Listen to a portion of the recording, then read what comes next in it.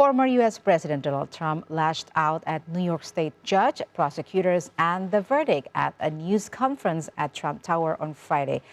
Our colleagues from RT International followed the developments in the U.S., giving an analysis of recent statements from Joe Biden and Donald Trump as tensions in the U.S. presidential race are on the rise.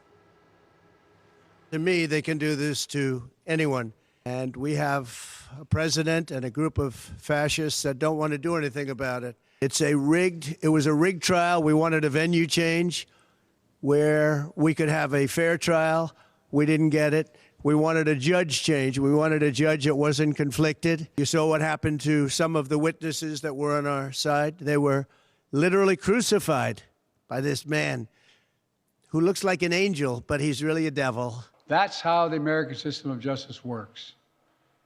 And it's reckless, it's dangerous, it's irresponsible for anyone to say this was rigged just because they don't like the verdict. Well, we're here on Fifth Avenue in Manhattan in front of Trump Tower, where there are hundreds, possibly thousands of people gathered, the bulk of whom are Trump supporters. And they see this as a miscarriage of justice. Now, the reaction to the trial from many people is to call this blatant politicization of the U.S. legal system. Many are pointing out, for example, that falsifying business records is generally a misdemeanor and not a felony. However, in this case, they made it a felony, and Donald Trump was convicted on 34 counts of it. Here's some of the reaction to Donald Trump's conviction. Indeed, great damage was done today to the public's faith in the American legal system. If a former president can be criminally convicted over such a trivial matter, motivated by politics rather than justice, then anyone is at risk of a similar fate. Today is a shameful day in American history. Democrats cheered as they convicted the leader of their opposing party on ridiculous charges, predicated on the testimony of a disbarred convicted felon. This was a purely political exercise, not a legal one. The weaponization of our justice system has been a hallmark of the Biden administration. This was a sham show trial. The kangaroo court will never stand on appeal. Americans deserve better than a sitting U.S. president weaponizing our justice system against a political opponent, all to win an election.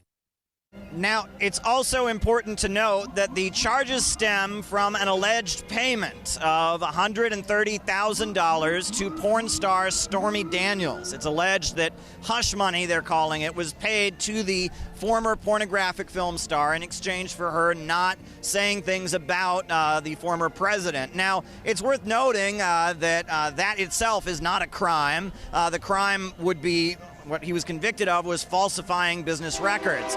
Many have noted that Paula Jones was paid over $850,000 by Bill Clinton in the aftermath of lawsuits for allegations of sexual misconduct, and Bill Clinton was never charged for that, and that was not considered a crime. But there are bigger legal questions about the case. For example, the jury was told they did not have to agree what crime Donald Trump had actually committed. They did not have to be unanimous on what crime the president had committed, but as long as they agreed he was guilty of something, their verdict would be considered unanimous. And that raises a lot of questions about how the judge carried out the trial and the instructions given to the jurors. Donald Trump has been found guilty on all 34 charges in his hush money trial.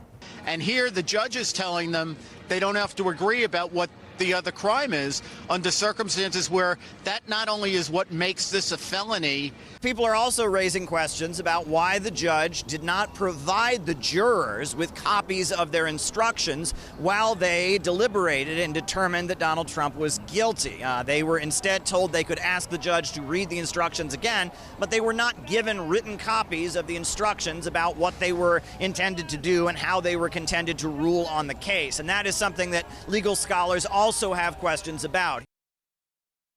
This is insanity. I have tried many jury trials in my day. You give jurors paper instructions every time. How are 12 jurors supposed to remember the elements necessary for each of the 34 felony counts? This is an illicit witch hunt prosecution. Now, at this point, people are wondering what this means for the upcoming U.S. presidential election. Donald Trump is the presumed nominee of the Republican Party, but the question is, will he be able to run a presidential campaign? His sentencing is set for July 11th. He could receive up to 4 years for each count that he's convicted of, up to 136 years in prison for falsifying business records, filing paperwork incorrectly.